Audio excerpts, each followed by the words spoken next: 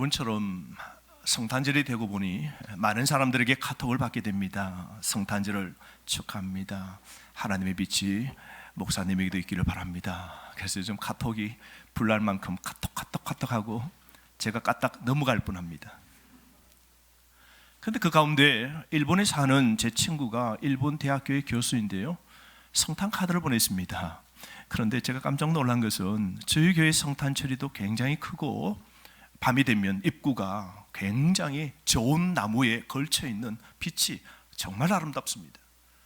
그런데 일본은 기독교가 아닌데도 성탄철이가 광장에, 아마 제가 그 사진으로 보았으면 좋게 높이가 한 5m, 10m 정도쯤 될 것 같아요.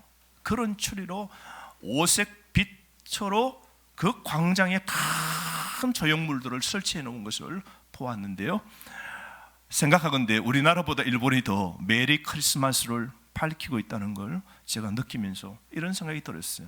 훗날 우리 교회는 더 정말 이와 같이 못지않는 아름다움을 이 산 위에서 지나가는 사람들에게 진정한 빛을 보여주겠다, 그런 생각을 했습니다. 알고 봤더니 일본은 기독교 국가가 여러분이 아시다시피 아닌데도 불구하고 성탄절이 되면 가정마다 트리를 만들고 선물을 교환하고 카드도 서로 보내는 문화가 있습니다.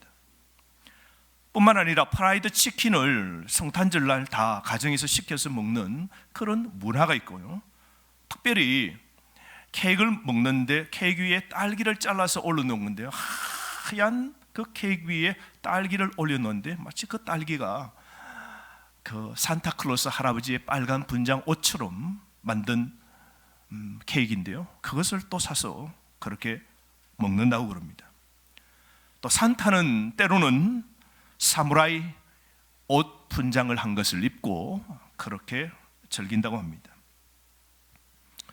일본이 크리스마스에 하지 않는 것 딱 하나가 있다면 그것은 하나님 앞에 예배할 줄을 모르는 겁니다. 일본은 여러분 거의 99%가 신도이거나 불교이기 때문입니다. 일본에 발견된 한 선교사는 사람들에게 물었더니 크리스마스가 무슨 날인가 물었더니요, 크리스마스는 산타가 태어난 날 아니에요? 라고 어이없는 대답을 하는 꼬마도 있었답니다. 일본 인구의 1% 중에 2분의 1만 크리스찬들입니다. 일본인들이 크리스마스의 이 상업적인 이름 버전을 어디에서 가져왔는가? 그것은 미국의 문화로부터 들고 와서 일본이 그대로 크리스마스의 이 문화를 그대로 그렇게 나타내면서 밤이 되면 반짝반짝 트리에 빛을 발하고 그 트리 위에 별을 달더라고요. 별. 동방 박사들이 본 성경적인 이미지 별을 그 높이 다 답니다. 그럼에도 불구하고 그들은 영적인 의미, 영적인 이 성탄의 깊은 것을 받아들이지 않는 겁니다. 여러분, 성경에 보면 아기 예수 동방 박사들이 그 별 메시아가 오기를 고대한 것 생각해 보면 수천 년 동안 아브라함 이후에 인류를 구원할 메시아를 수천 년 동안 메시아 오심을 고대해 왔던 겁니다. 베들레헴에서 하나님의 기적적인 능력으로 젊은 처녀 마리아가 세상의 구주를 낳게 되었죠. 대부분 사람들은 그 영광스러운 행사를 다 놓쳤지만 소수는 그렇지 않았습니다. 오늘 시대도 이 25일 성탄절날 많은 사람들이 이 성탄의 의미를 놓치고 그냥 빨간 공휴일쯤 알고 지나갑니다만 저와 여러분, 우리 이 시대의 소수는 그렇지 않습니다. 이 성탄의 의미를 알고 그 예수님을 경배하죠. 주 예수 그리스도께 경배하는 일에서 우리가 따라야 될 성경적 소수의 모범되는 사람들이 있는데요, 이 성탄을 기대했던, 바라고 소망하고 진정으로 잘 맞이한 사람 보십시오. 그 소수 가운데 첫 번째는 마리아입니다. 여러분, 마리아가 아기 예수를 낳았을 때 나이가 얼마쯤 되었을 것 같아요? 우리는 나름 우리 문화 속에서 생각합니다. 마리아가 나이가 한 30 넘었나? 우리 문화는 결혼이 30 넘고 20대 후반입니다. 그런데 2000년 전 이 유대 사회 속 이스라엘, 이 중동 문화에서는요 12세가 되면 결혼합니다. 그래서 결혼하면 14세가 되면 아이를 낳게 됩니다.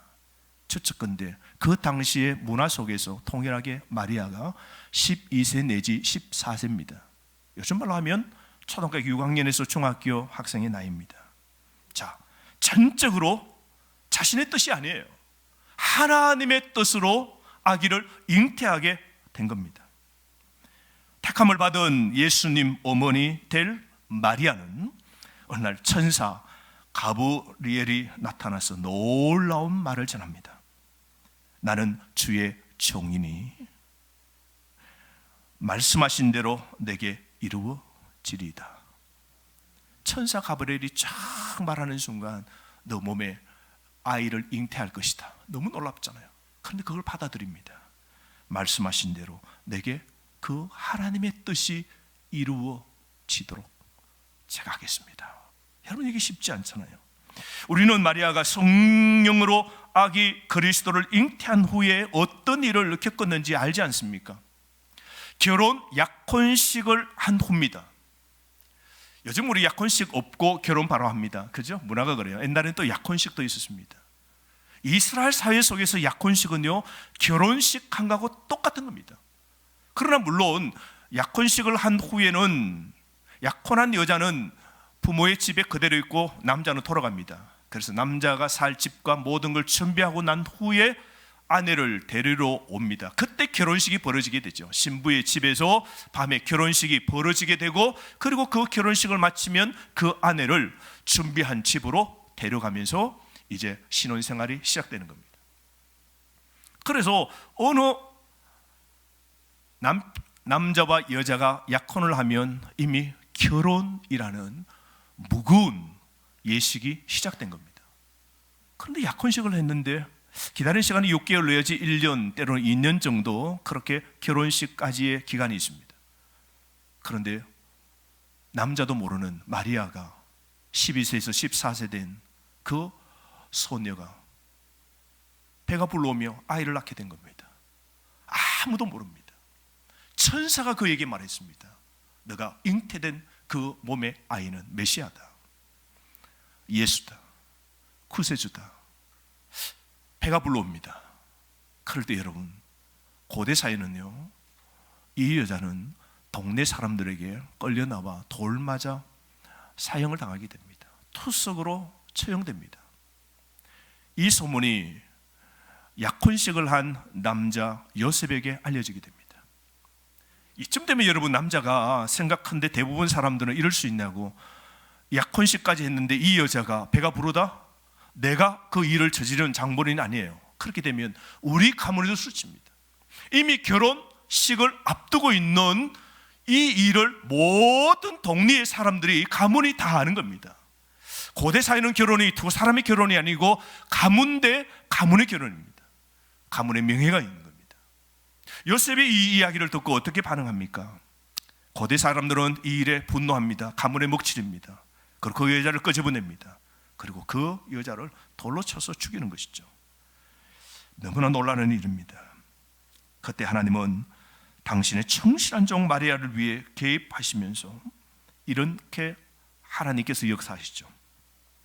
주의 사자가 꿈에 그 요셉에게 나타나서 말합니다. 마리아를 집으로 데려오기를 두려워하지 말라. 신혼집으로 그 배부른 마리아를 데려오기를 두려워하지 말라. 그 속에 있는 아이는 성령으로 잉태된 것이니라. 여러분, 이것도 요셉이 어떻게 받아들여야 될까요? 믿음이 없는 요셉이라면 어떻게 해야 될까요?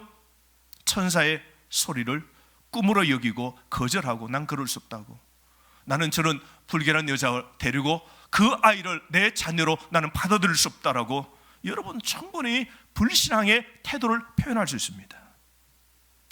마리아는 여러분, 이 배가 부를 때 여러분 그 주변에 있는 사람들의 그 시선, 이런 걸 생각하면 얼마나 그 사이에서 무겁고 힘들겠습니까? 그런데 여러분, 요셉은 의로운 사람이라고 그랬어요. 요셉은 즉각적으로 반응하고 덜끓는 반응으로 분노를 표출하는 사람이 아니라 의로운 사람. 성경의 다른 번역은 믿음의 사람 요셉이라고 그럽니다. 그러므로 여러분, 요셉과 마리아는 믿음의 사람이었습니다. 그러므로 개인적 희생을 다 치르면서도 하나님의 뜻에 순종했기에 메시아 예수 그리스도가 이 땅에 오실 수 있었던 겁니다. 오늘 누가 예수 그리스도를 진정으로 마음에 받아들일 수 있을까요? 그리스도를 온전히 믿는 사람입니다. 두 번째로 여러분, 목자들 보십시오. 들판에 있는 그 목자들이 양을 지킵니다. 그때 천사들이 나타나죠. 그리고 그 천사들이 전하는 그 소식을 믿었습니다. 그리고 응답합니다. 그리고 즉시 그들은 그곳으로 향하여 걸어가게 됩니다. 주님의 천사의 선포를 믿고 목자들은 서둘러서 구유에 누워있는 아기 예수를 경배하러 간 것 보십시오.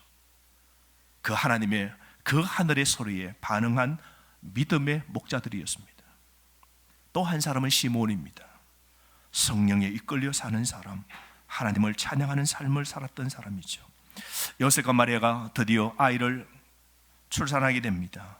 태어난 지 8일 만에 그 아이를 데리고 말구유에 태어나서 8일 만에 베들레헴에서 그 예루살렘 성전으로 가서 8일 만에 하나님께 봉헌하러 가게 됩니다.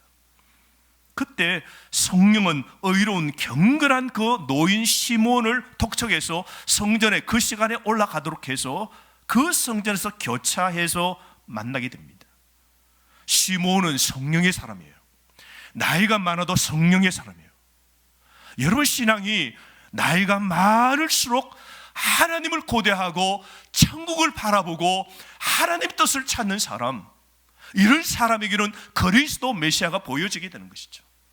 척하고 아이를 안고 오는 요셉과 그 마리아를 보는 순간 메시아임을 직감합니다. 그러고는 반응하죠.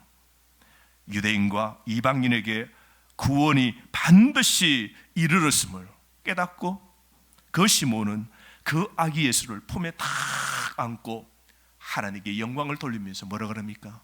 이제 주님, 내가 눈을 감아도 여한이 없습니다.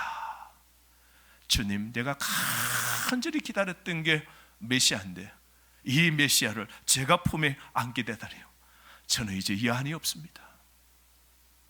이 시몬의 소망은, 늙은 시몬의 소망은 오직 한 가지입니다. 주님의 나라입니다. 주님의 나라가 이루어지기를 원하는 것이죠. 어두움이 몰아나고 빛을 이루는 그 하나님의 역사에 동참하고 하나님의 역사의 일에 적극적으로 그 일을 이루는 사람. 저는 우리 말씀 전는 교회 모든 연세 드신 분들이 시몬 같은 성령의 사람, 하나님의 일에 반응하는 사람 되기를 주의 이름으로 축복합니다. 또 성경에 보면 남자가 있지만 또 한 여자가 있습니다. 늘 감사하고 항상 주님의 일에 열심인 연로한 예언자라고 그러죠. 안나입니다. 그는 성전에서 주님을 예배하는 일을 결코 멈추지 않고 그렇게 늘 성전에서 사는 사람이에요. 안나는 나이가 많은 사람입니다. 요즘 말로 하면 60 넘은 사람, 70, 80대는 안나는 성전에서 사는 사람이에요. 여러분, 세상의 소망이 아닌 성전에 살아요. 교회에 사는 겁니다. 뭘 할까요? 기도했겠죠. 무슨 기도를 했을까요?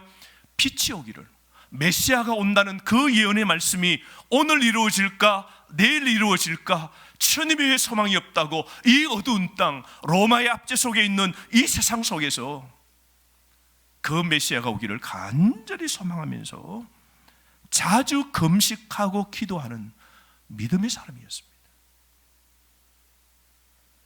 저는 우리 교회에 우리 권사님들이 안나 같으신 분 되기를 바랍니다. 주님의 교회가 잘 되도록 금식하고 주님의 교회를 위하여 힘쓰고, 젊을 때는 여러분 우리가 부엌에 가서 일하고 설거지하고 뛰어다니고 모든 일을 할 수 있는데요, 70이 넘으면 힘들어져요. 여러분, 우리 몸에 에너지가 쫙 빠져요. 어떤 권사님 그러더라고요. 목사님, 제가 성경 들 힘도 없어요. 성경책 한 권 들 힘도 없어요. 힘이 쫙 빠져요. 에너지가 쫙 빠져요. 이제 제가 주님의 일을 한다는 게 쉽지 않습니다. 아마 다 그러실 거예요. 그런데 이 안나는 뭘 해요? 하나님 앞에 성전에서 기도하는 일을 할 수 있잖아요. 그저 주님의 일이 이루어지고 주님의 빛이 이루고 하나님의 뜻이 이루어지도록 불가능이 가능하도록 하시는 그 하나님께 구하면서 교회 역사를 이루고 하나님의 일에 동참하고 믿음의 힘을 싣고 이 일은 여러분 하실 수 있지 않겠습니까? 안나는 자주 금식하면서 하나님을 기다렸습니다. 그때 하나님이 그 안나에게도 아기 예수를 볼 수 있는 기회를 주셨죠. 그날 그 안나가 아기 예수가 오신 걸 봅니다. 그리고는 하나님께 감사하며 경배했지 않습니까? 또한 오늘 이 본문에 아기 예수를 경배하고 예수를 메시아를 영접한 사람은 바로 동방 박사들입니다. 그들은 마음과 선물을 주님께 드리기를 위하여 준비하여 올라오죠. 동방에서 온 박사들은 새로 태어난 왕을 경배하기 위하여 한 가지 목적을 가지고 그렇게 위험한 여행의 길을 떠나게 됩니다. 그들은 어떻게 경배하고 예물을 드립니까? 세 가지입니다. 무엇입니까? 황금, 요향, 몰약입니다. 황금은 여러분 왕에게 합당하게 바치는 가장 귀한 저공입니다. 저공. 요향은 뭡니까? 성경에 보면 향을 태워서 하나님 앞에 올립니다. 그게 요향입니다. 여러분 아마 이 요향을 여러분 먹는 분도 계시죠? 그게 보스윌리아입니다. 요즘 보스윌리아가 좋다고 여러분 약 가운데 막 드시잖아요. 관절에 좋고 몸에 좋다고. 보스윌리아 그게 유향입니다. 유향. 그걸 태우면 향기가 아름답거든요. 하나님께 제사로 하나님을 공경할 때 쓰는 게 유향입니다. 가장 좋은 향입니다. 지금도 이 보스윌리아가 중동 지방에서 그 보스윌리아를 뿜어내는 그 나무에서 나오는데 그 나무에 칼로 상처를 줍니다. 그러면 나무가 상처가 나기 때문에 생채기에서 거기서 진물이 나옵니다. 그 진물이 사막의 건조한 바람에 그 맞아서 그게 바짝 마릅니다. 그러면 송진처럼 그렇게 황색이 나면서 나무에 있습니다. 그걸 칼로 끌고서 그걸 모은 게 유향입니다. 가장 그 당시에 귀한 게 이 유향을 들고 와서 메시아 그 예수께 바칩니다. 마지막 한 가지는 몰약입니다. 몰약은 여러분 시신, 시체를 방부하는 역할을 합니다. 그래서 굉장히 비싼 거죠. 마치 예수님이 돌아가실 그 시체의 발을 그 몰약을 드리는 것처럼 예수님의 희생적인 죽음이 도래할 것을 예언하듯 몰약을 예수님께 바친 거 보십시오. 동방 박사들은 진정으로 그분께 자신을 내어드리기 위하여 그들이 몸소친이 왔을 뿐만 아니라 가장 소중한 것을 드렸습니다. 특별히 여러분 이 동방 박사들은요 그리스도를 경배한 건데요. 여러분 이 성경에 보면 우리 그림 가운데 한 가지가 좀 틀린 게 동방 박사들이 와서 아기 예수 구유에 찾아와서 그 말 구유에 있는 그 아기 예수께 황금과 유향과 몰약을 드렸다라고 그러는데요. 성경의 시차적인 계산을 해보면 아닙니다. 그 아기가 태어난 이후 8일 때 성전에 가서 하나님께 그렇게 아이를 헌화하고 난 후 아이가 자랐을 때입니다. 그때 이 동방 박사들이 그 집에 찾아가서 이 귀한 예물을 드리게 되는데요. 이 동방 박사들은 메시아 탄생을 축하하기를 간절히 원했던 사람들입니다. 얼마나 열심이었는지요. 동방 박사들이 아마 자신의 땅 그곳에서 여기까지 올리고 그러면 12개월 내지 18개월이 걸립니다. 낙타를 타고 옵니다. 많은 사람들을 데리고 왔습니다. 그러니까 동방 박사가 세 사람은 아닙니다, 여러분. 왜 성경에 세 사람이 없는데 우리는 세 사람이냐 하면 황금, 유향, 몰약 해서 세 사람이 바쳤다 생각하는데요. 동방 박사들입니다. 동방 박사들은 그 시대에 굉장히 높은 직에 있는 사람들이에요. 이 사람들 움직일 때 수행원들, 정도를 많이 데리고 이동하는 겁니다. 그래서 수행원들과 함께 수천 킬로로 좋기 1600km에서 2400km가 넘는 먼 길을 수많은 수행원들을 데리고 낙타를 타고 그들이 가는 지침판은 뭐예요? 내비게이션을 켠 게 아닙니다. 뭐 보고 찾아왔어요? 별을 봤습니다. 별은 언제 보이는 겁니까? 낮입니까? 밤입니까? 밤입니다. 밤이 되면 그 별을 쫓아서 그 별을 향하여 걸어갑니다. 그랬지 않겠습니까? 낮이 되면 쉬고 밤이 되면 그 별을 보고 쫓아갑니다. 낮밤을 그냥 목적지로 걸어가면 단번에 갈 걸 밤에 별을 따라서 밤 따라 움직이는 겁니다.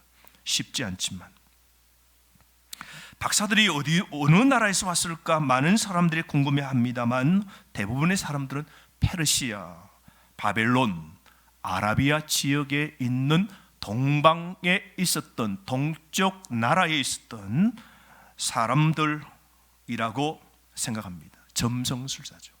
하늘의 별을 관측하는, 우리 같으면 천체 관측하는 그런 사람들입니다. 고대 사회는 예언을 하려고 그러면 뭔가를 해야 됩니다. 그래서 고대 사회는 별을 보고, 별자리를 보고, 별의 빛을 보고, 그리고는 미래를 예언하는 사람, 그들은 굉장히 높은 지혜로운 사람, 박사들이었습니다. 이들이 막대한 개인적인 비용을 들이고 별을 쫓아와서 모든 삶의 자기의 일과를 뒤로 하고, 그리고 그 별을 쫓아온 것 보십시오. 여러분, 오늘 우리는 아기 예수가 2000년 전에 이 땅에 오셨고, 예수님이 이미 우리 속에 이 시대 위에 오늘 우리와 함께 임마누엘 함께 하십니다. 그러므로 여러분, 나는 예배자로서 우리가 주님의 탄생을 축하하고자 하는 열망을 우리는 주님께 어떻게 보여야 될까요? 이들은 시간과 모든 물질 귀한 것을 들고 와서 그 주님을 경배하기 위해서 쫓아온 그 간절한 마음 보십시오. 오늘 이 성탄절을 드릴 때 우리의 마음은 이 동방박사만한 마음이 있습니까? 오늘 여러분은 하나님 앞에 예물을 드릴 때 그 예물의 마음은 동방박사들이 아기 예수께, 메시아에게, 왕중왕이신 그분께 드리는 그 드림의 마음이 오늘 이 예배의 마음과 드리는 이 예물의 마음에 오늘 우리도 담겨 있어야 되지 않겠습니까? 그래야 진정 우리가 메시아를 믿는 성도라고 말할 수 있지 않겠습니까? 이 동방박사들은 또한 메시아 탄생에 대해서 교육을 받았을 겁니다. 별을 보고 메시아임을 직감할 수 있는 건 쉬운 일이 아니죠. 이들은 확실히 뛰어난 현명한 현자들입니다. 유대인들은 이렇게 믿었습니다. 사바 왕국과 아라비아 왕국, 그 나라에 선지자가 있었다라고 유대인들은 다 믿었습니다. 왜냐하면 유대인들은 아브라함의 후처가 누굽니까? 그두라입니다. 그 그두라의 후손들이 바로 페르시아, 이 아라비아 사람들이거든요. 그래서 조상 아브라함을 통하여 들었던 그 하나님의 말씀을 그대로 그들도 갖고 살았다는 것이죠. 그래서 아브라함 통하여, 자손을 통하여 하나님이 구원자가 올 것임을 아라비아에 있는 사람들, 아브라함의 이 후처를 통한 그 자손들도 믿고 살았던 것입니다. 그래서 그들은 메시아 약속을 알고 다른 믿는 유대인들처럼 이스라엘의 위로, 인류의 위로 자 대신 그 하늘의 메시아, 나타날 그 메시아를 간절히 기다렸던 것이죠. 들었고 배웠던 그것을 믿고 늘 별을 보며 그 메시아, 큰 별, 왕중 왕이 이 땅에 올라를 기다렸던 겁니다. 오늘 가만히 보십시오. 누가 오늘 이 아침에 성탄절날 예배를 드립니까? 성경의 예수 그리스도를 믿고 공부하고 아는 사람들이죠. 우리 속에 이 성탄의 빛으로 오신 예수 그리스도를 알지 못하면 여러분, 우리가 온전한 예배를 드릴 수 없지 않겠습니까? 바로 알아야 예배를 드리는 겁니다. 바로 메시아를 알아야 우리가 진정으로 그 주님을 위하여 우리 인생도 드릴 수 있는 것이죠. 내 가정도 주님께 맡기죠. 하나님, 내 가정에 빛 비추어 주십시오. 내 자녀들에게 큰 빛을 비추어 주십시오. 하나님, 먹고 사는 게 문제가 아니라 내가 영생을 얻고 주님을 위하여, 주님의 목적과 뜻을 위하여 사는 존재가 되는 것은요, 우리가 메시아, 이 예수 그리스도 성경을 우리가 공부하고 제대로 알아야 우리가 그 메시아를 예배할 수 있지 않겠습니까? 그러므로 여러분, 하나님 말씀을 배우고 하나님 말씀을 묵상하고 하나님 말씀을 늘 붙잡고 사는 말씀 중심된 성도 되기를 주의 이름으로 축복합니다. 오늘 이 동방박사들은 뿐만 아니라 그들은 메시아 탄생에 대해서 진심으로 경배합니다. 오늘 11절 말씀 한번 다 함께 읽어봅시다. 11절 말씀 시작. 집에 들어가 아기와 그의 어머니 마리아가 함께 있는 것을 보고 엎드려 아기께 경배하고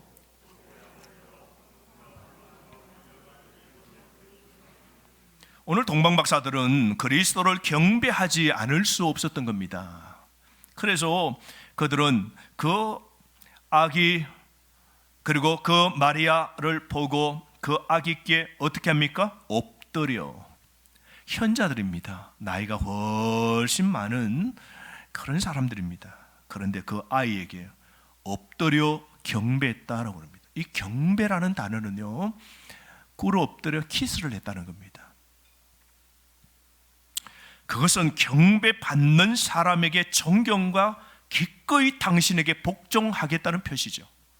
그래서 그 아이에게 꿇어 엎드려 경배를 했다. 이것은 그 아기의 존재가 자신들보다 훨씬 높은 분임을 믿을 때 표현할 수 있는 거죠. 이게 바로 예배라는 단어입니다. 경배라는 게 워십, 예배입니다. 오늘 우리가 예배 드립니다. 누가 예배 드릴까요? 하나님이 가장 가치 있는 분이신 것을 믿는 사람입니다. 그 워십이라는 게 월스, 가치 있는 십, 드리는 것, 가치 있는 존재에게 내가 몸으로 표현하는 것, 이게 예배입니다.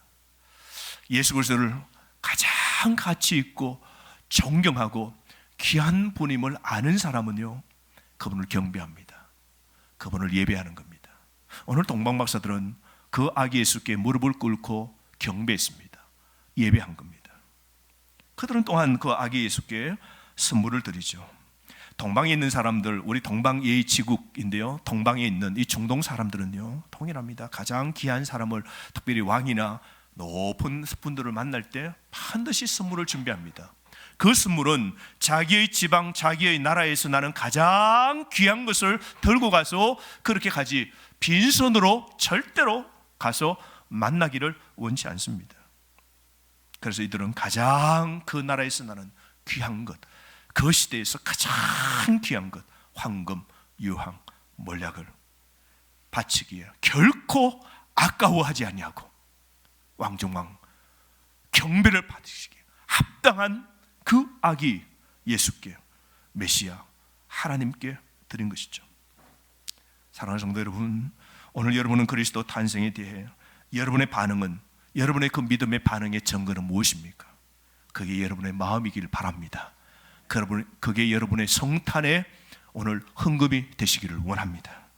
우리는 주님의 탄생에 대해 완전히 다른 두 가지 반응을 보게 됩니다. 하나는 헤롯 왕처럼 그 왕을 죽이려고 하는 악한 사람들이 있었습니다.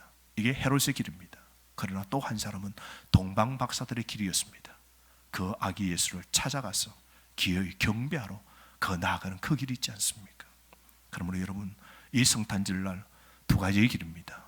세상의 길, 즉 헤롯의 길과 또 하나는 믿음의 길, 즉 동방박사들의 경배의 길입니다. 그러므로 여러분, 우리가 진정한 성탄, 그 주님을 경배하는 믿음의 길 끝까지 걸어가시기를 바랍니다. 성탄이 우리에게 복된 것은 어두움을 몰아내고 우리에게 진정한 빛을 주신 겁니다. 예수 그리스도가 속에 있는 사람은 여러분 천국을 소유한 자입니다. 아멘. 천국의 빛이 우리 속에 있는 사람입니다. 그 빛이 우리의 어두움과 우리의 죄악을 다 누를 수 있는 것이죠. 그런 사람은 여러분 이제 이 땅에 연연치 않습니다. 세상의 것은 여러분 우리가 가진 거 다 누더기 옷이에요. 우리가 세상 떠날 때 우리의 옷을 다 벗습니다. 관에 들어갈 때는 수의옷 한 벌만 입고 똑같습니다. 부자나 가난한 사람이나 우리가 그 관에 들어갈 때는 수의 똑같은 그 거친 옷 입고 우리는 끝납니다. 천국 가면요, 우리가 이 세상에 가졌던 가장 소중한 것, 생각하는 것, 차, 집, 우리가 통장, 명예, 성공, 이거 다 필요 없습니다. 이걸 다 놓아야 비로소 천국이 보이는 겁니다. 세상 것이, 모든 것이 허망한 것임을 볼 수 있는 자는 진정한 빛을 만난 자들입니다. 그러므로 성탄의 빛, 믿음이 여러분 속에 온전히 돌아서 세상 것은 보이지 않고 온전히 주님만 보이는 여러분 되시기를 바랍니다. 제가 영상 하나를 준비해요. 복음을 깨닫고 복음을 제대로 전할 수 있는 것이죠. 여러분, 성탄이 빛이 우리 속에 왔습니다. 그래서 우리는 깡통을 쥐고 수저를 쥐고 세상의 담요를 붙잡고 크게 투자하지 말고 광명과 천국을 본 사람은 이제 천국에 투자하고 하나님의 영광을 위하여 살고 교회를 위하여 살고 주님의 뜻을 이루고 주님의 나라를 위하여 삶을 사는 그런 자로 진정한 여러분 속에 2021년 성탄의 빛, 메시아의 빛이 믿음으로 가득 임해서 오늘도 다시 이제 재림하실 그 주님을 온전히 맞이할 수 있는 저와 여러분 되기를 주의 이름으로 축복합니다. 우리가 다 함께 통성으로 한번 기도할까요? 오늘 우리의 삶 거지에서 왕자로 공주로 우리를 천국으로 인도해 주신 것 감사할진데 이제 세상에 연연치 않고 세상의 물질과 명예와 모든 것도 거지가 가진 것처럼 알게 하시고 주님을 위하여 투자하며 헌신하는 삶을 살아갈 수 있도록 오늘 절망을 희망으로 만드신 주님, 오늘 우리 가정을 복되게 하시고 오늘 하나님 은혜로 우리 문제도 해결되어질 수 있도록 주신 말씀 가지고 기도하겠습니다. 아버지 하나님, 성탄의 진정한 의미를 하면서 우리의 충만한 은혜를